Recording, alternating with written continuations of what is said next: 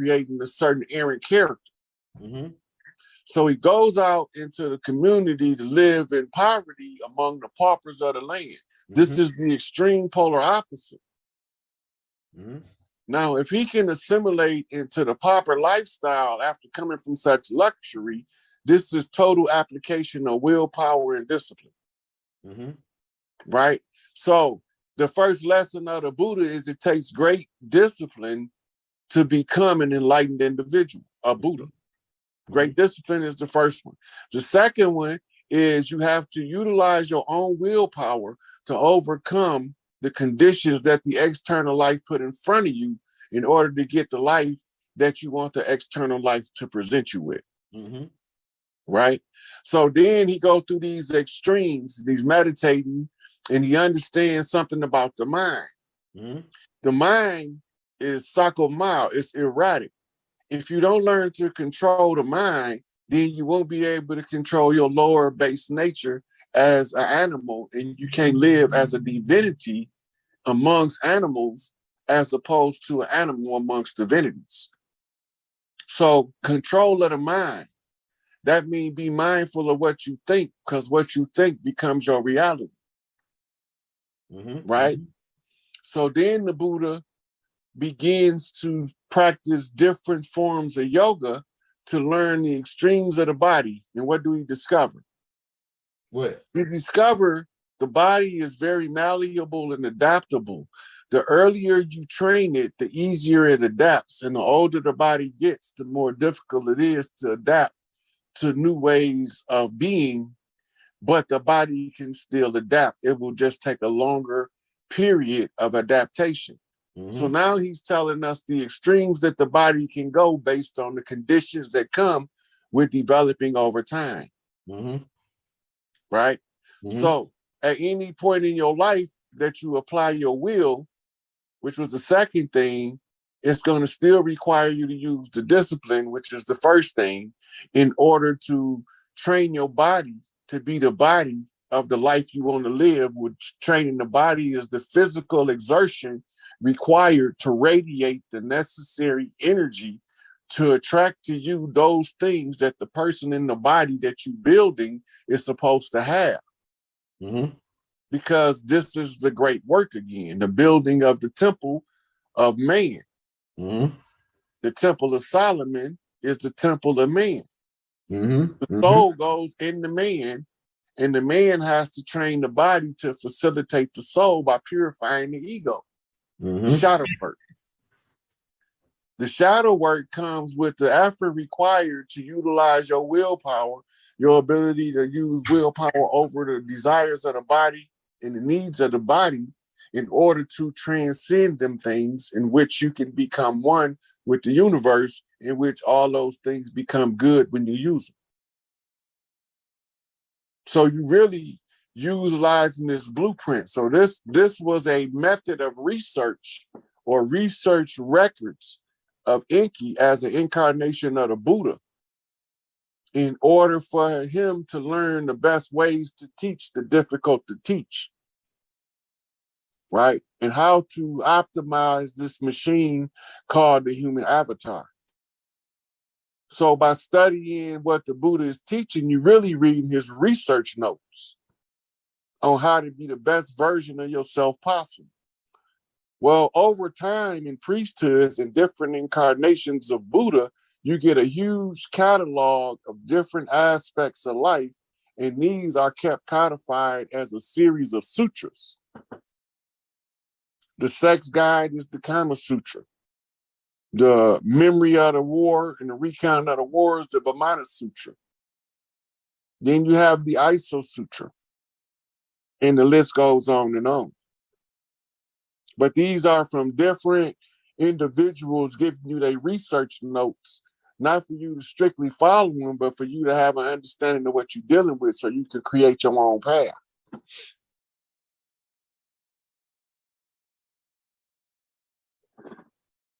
So a good series of books that ties into this, right? Okay, go ahead. Ascended Masters of the Far East. When you understand how to read the nature of the character of the individual, forensic profiling. That's how you can follow them all the way to their front door. See that box collection? The first picture in the second row? Right here. This one right here. Oh, hold on. Damn, my bad. Damn, shit. All right, right here. This first picture in the second row, right here. Yeah.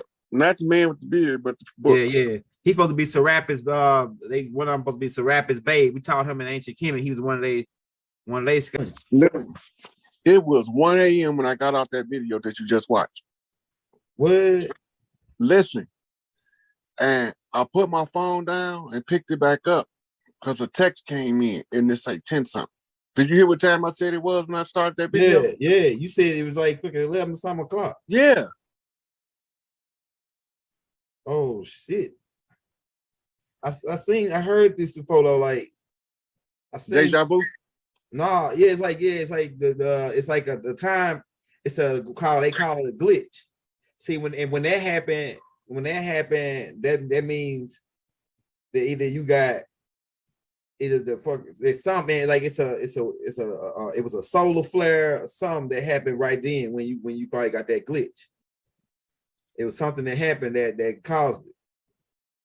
And it could be the time frame you were in too, like the time zone. They say time, but it's like, man, it seemed like you got caught in a glitch to where like you like, because we all as a people, we all sit on a rhythm, a certain frequency, a rhythm.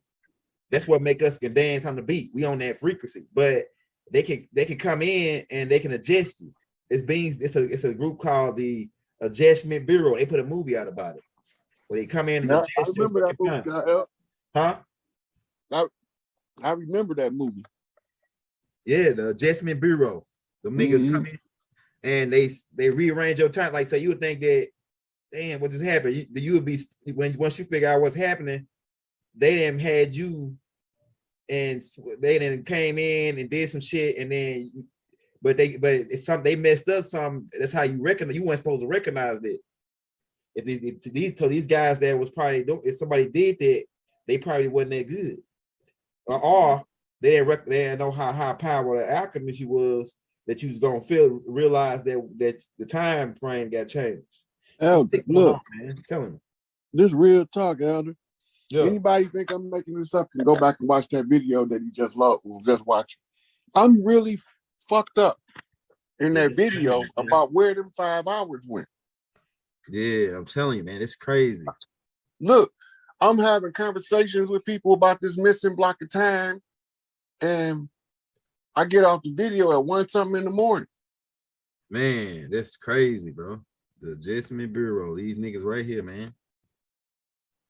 They got these dudes right here. These dudes are extraterrestrials. They work for the man. They the same group inside of the Man in Black.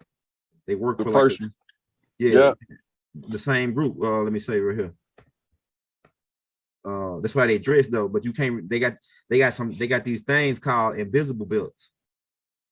Where they can put these belts on, and they can it'll speed up their vibrational wave to where it bend the light waves around them where you can't see them, and they'll be up in your house walking around you, but you probably can see them out of the corner of your eye because the technology, they ain't got it fully developed, but they got it to where you can't see them. They had an episode of the X-Files about that. Yeah, they got them right around the time of George W. Bush Sr. because we was on them. And there was a dude out there when George W. Bush was out there fishing on a boat, and another dude was a Secret Service was standing next to him, and he was fishing, but he was invisible. All you saw is the rod. And that's when they came out and said, "Oh well, yeah, we got developed this new technology that they had got from the Philadelphia experiment." See, the Philadelphia experiment, they accidentally discovered invisibility. They was trying to start doing the stealth, right? And I think it was in 1943 or somewhere around that, the Philadelphia experiment. They were trying to pull it up. Huh? Yeah. Yeah. They was trying to develop that stealth technology. Okay, I'm gonna make sure I say this picture. Then I'm gonna go to pull it up. The invisibility belts. Hold on, let me show you. Philadelphia experiment. They made several movies over the years about it. Yeah, that's where they got the technology from. Nikola Tesla. All right, right here. Yeah, they used his Tesla coils and they used the Edison's apprentice design, but they didn't have the frequency right. One of the side effects is that it cast one of the dudes into the future, into 1983. Exactly. The other side effect is the people that stayed on the ship was part of the ship now. They was welded inside. They was fused to the ship. I'm showing it right now. I'm gonna pull it up. Hold on, let me say it right here. Boom. All right, let me pull this joint up right here. Not the I want to get the real Philadelphia experiment. You know it's still a portal there, right? Yeah, right there. And that portal opened up every 10 years. And you know that they built a brick structure around where the portal comes so people won't get caught in it. What? I didn't know that part. Mm-hmm. Oh, let me blow this up, because this right here, what you saying, it ties into the vortex getting ready to open up next year. See, look, this is some shit. Man, this right here, hey, Rob, I'm telling you, man, this right here, some stuff right here. Hold on, let me pull it up. All right, so yeah, so what they were doing, okay, let's pull it up. They was trying to develop stealth technology, which they already had. Bob will talk about that in this tape I just put out called the Rainbow Project, right? But it's really the original name of the tape was I Came to Right the Wrong, but I just renamed it because you talk about the Rainbow Project in there, and then it'll be catchy just how it is now, so people can get to what he's saying. But these beings, they were trying to develop stealth technology, which they already had, but they were trying to make it more better, and they accidentally discovered time travel and invisibility. It really was they really discovered time travel, really. Right then it was in one thing with Albert Einstein and all them working on it. And what it did is through the dude Albert Blank, I think his name was Admiral Albert Blank, threw him into 2070 or something. Like he was in 4 or 5 different time zones before they was able to get him back to this time zone. He explained it. So that's like the same thing that's happening to you. And then too, on top of that, after that, years later, when they got this information down, secretly they set up another technology down in Area 51, the S4 in Utah, where they start working on this technology and making it smaller. And they eventually got it to like a belt buckle size where they could put it on as a belt, and they could walk around. They'd be right there with the president, and you won't even see them. There'll be Secret Service agents, 3 and 4 of them had a belt on, and then 3, 4 won't. They'll be visible, and then so you will be thinking that you don't even see them. They pull out their gun and shoot you from invisibility. You'll see their gun once they pull it out. The way when you can see their gun once they pull it out. Once they get it from their body, because of the way the technology works, it's got like a little malfunction. I don't know if they developed it better, but I know during the time of George W. Bush Sr. is when they rolled them out, when the Secret Service rolled them out. You never heard of a show come on National Geographic called Future Tech? No, I'm gonna check that out. Well, they got an episode that's Weapons of the Future. One of them was the tank fitted with fiber optics to bend the light around the tank. Right. It was first used in civilian use on the west coast of the United States in a raid. Yeah, what? In a drug Invisible raid. Tank. Invisible tank. Yeah, the ones fitted with. All you gotta do is see if I can find it. I already know they got unmanned. I already know, man. When they show you something, they 40 or 50 years ahead. Bob already told us. When they show you something on TV, they got all that stuff they be showing on Avengers and all that. Them flying they got flying aircraft carriers now. I'm telling you, man. I'm telling you, these people. It's called the T-Ghost. All right, let's pull it up on YouTube. Right, you can get a video of it. Right, I'm gonna get a video of it. T-Ghost, the T-Ghost. Oh, there you go, right there. Oh yeah, I see it, bro, right here. And it's probably fitted with laser weapons. They got the laser weapon too, the direct energy weapon. They had that in 1953. That was the video you had actually clicked on. Oh, right here. Yeah, I'm gonna watch it right now. We got you. That one was radar. That's stealth technology. Okay, yeah. The other one is hold on. Where it bends the light. That's like a cloaking device. These extraterrestrials, the Anunnakis designed a machine because they understand electromagnetic frequency, and they designed a machine called a cloaking device where they attach to their ships where they bend. I know what you're talking about, where they bend the light frequency around the ship so it looks invisible. Matter of fact, I can show you what they're doing. I'm gonna show you. Hey, close my door. Close my door, bro. How's he getting up in here? What's it, bro? Hey, I'm gonna show you this video right here. That break it down how it works. It's a video. It's a video that I was gonna show when I was teaching on the part 2 on invisibility. It's a certain type of thing. Hold on, let me show you. I'm sending you a video. All right, send it to me. Send it to me. I'm gonna load it up. Yeah, here we go. That break it down. Oh, look, let me do it right here. It's gonna be in my like folder. All right, right here. All right.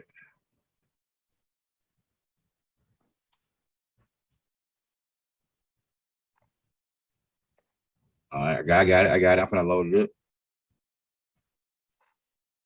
Right here, this is a video that explains a little bit of how it works. Now I'm gonna load your video right now. I'm sending it to my thing so I can get it. Mm-hmm. Due to the confidential nature of this technology, information is revealed in a controlled fashion. He ain't telling us everything he knows. He ain't telling you everything it is to know. He only telling you what's accessible to the public. Yeah. Now, if this is what's accessible to the public, imagine what's not. Exactly, bro. What they got. I believe them motherfuckers got invisible robots already.